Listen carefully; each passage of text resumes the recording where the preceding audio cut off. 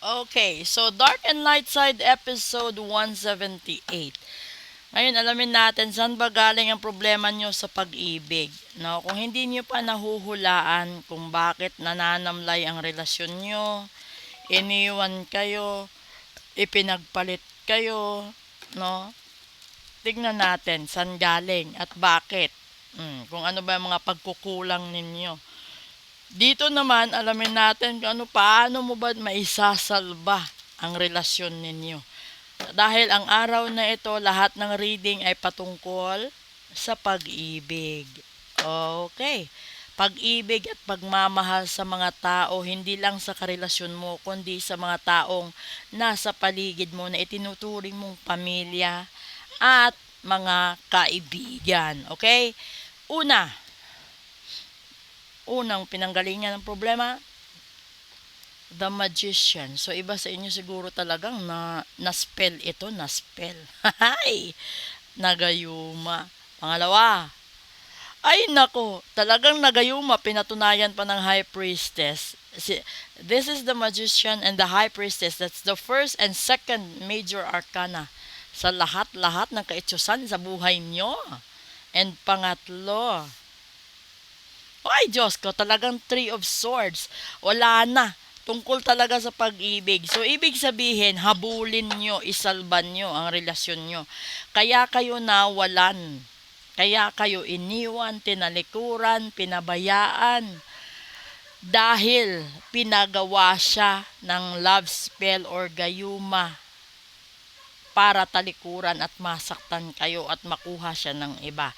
So, wag na tayo magpatumpik-tumpik pa. Itanggalin nyo na yung gayuma para balikan kayo. Mapababae man o lalaki, ala, kilos na. Okay, kaya kayo nasasaktan dito. O, di ba? Ace of Pentacles. Pangalawa. Ay, the Empress talaga. And pangatlo, that's the Knight of Cups. O, di ba? Totoo 'yan. O, ngayon yung kailangan mo diyan is the Ace of Pentacles, etong Empress na ito at etong lalaki. So kalimitan siguro babae yung nasasaktan, no? So mga lalaki ang marami na ginayuma. Lagot. O ngayon mga babae, no? Kung gusto nyo na hindi mawala sa inyo ang mga lalaki ninyo sa buhay, ipatanggal nyo yung gayuma para maging bumalik sa inyo. Ayun sinasabi na yan. At ito, Ace of Pentacles, ibig sabihin yan, talaga may kapalit, binayaran. No, binayaran sila para makuha nila yung mahal mo, yung nagmamahal sa'yo. Ngayon, yung gawin mo para hindi ka na masaktan, hindi ka na malugmok, ipatanggal mo yung gayuma. At ito gusto kong sabihin sa inyo ha. Kung nagayuma, halimbawa, yung mahal mo, tapos pinaritual mo, 'di ba? Matatanggal 'yun.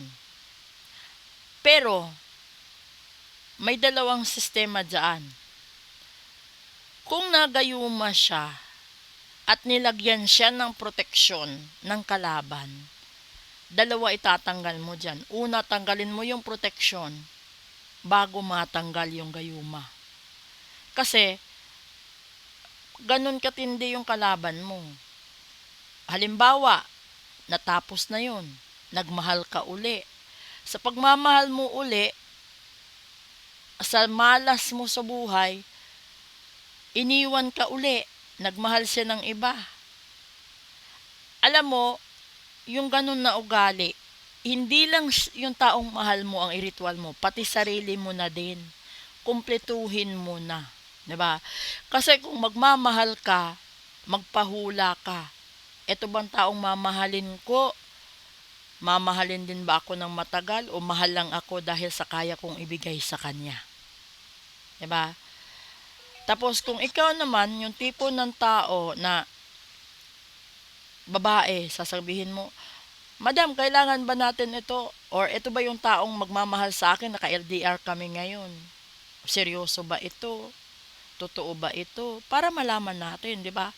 So ngayon, kung ano man yung sitwasyon na or kalagayan ng relasyon ninyo ngayon, ipareading mo, iparitual mo para magkaroon ng protection. Halimbawa, kayo ng dalawa. Ayaw mo nang magkaroon ng maraming conflict sa ibang tao, sa relasyon ninyo. Gusto mong proteksyon ng sarili ninyong relasyon, dilagyan mo ng protection.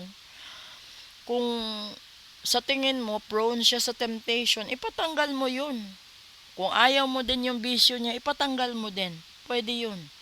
Para smooth ang takbo ng relationship.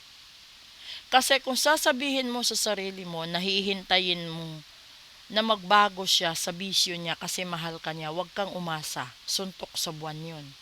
Dahil ang tao kapag may bisyo, bisyo na niya talaga yun. Kahit ano pang gawin mo, kahit sabihin mong mahal ka pa niya, kahit bisyo niya yun, bisyo niya yun. Maliban na lang kung yung bisyo mismo ipatanggal mo para mag-focus siya sa'yo. Okay? So this is the dark and light side of life. Ito na yung mga the best ko na maia-advise sa inyo. Yun nga lang, may mga tao pa din na kapag sinabi mong ritual, ang akala nila is hypnotism. No. The ritual is not, but the love spell is yes. It is hypnotism. It is controlling someone's mind and heart para sundin ka na magkakaanda o gaga siya sa'yo. Which is hindi naman maganda, di ba? Yung maganda lang, pukawin mo lang yung damdamin ng tao, yung totoong damdamin niya para sa'yo. Linisin mo lang yung mga mantsa, pero wag mo siyang kontrolin kasi mas pangit yung ganon.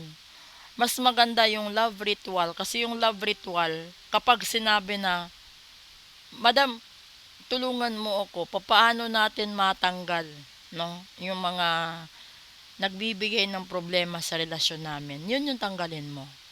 Pero wag mong gawin na kontrolin yung puso't isipan niya para lang wag siyang mapunta sa iba. Yun yung pagdadamot or yung pagiging sakim mo sa mahal mo.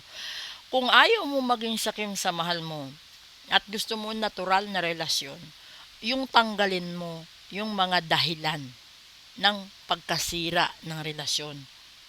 Huwag mong kontrolin yung taong nagmamahal sa'yo. Okay?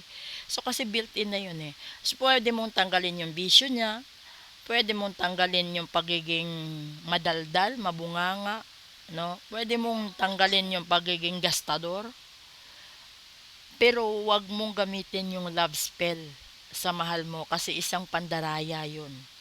Ako na mismo nagsasabi sa inyo, pandaraya ang love spell. Yung love ritual hindi. Kasi yung love ritual is para kang naglalaba na yung tinatanggal mo mantsa lang. At hindi mo sinisira ang kalidad ng damit or relasyon na meron at dapat. Okay? Thank you and good afternoon.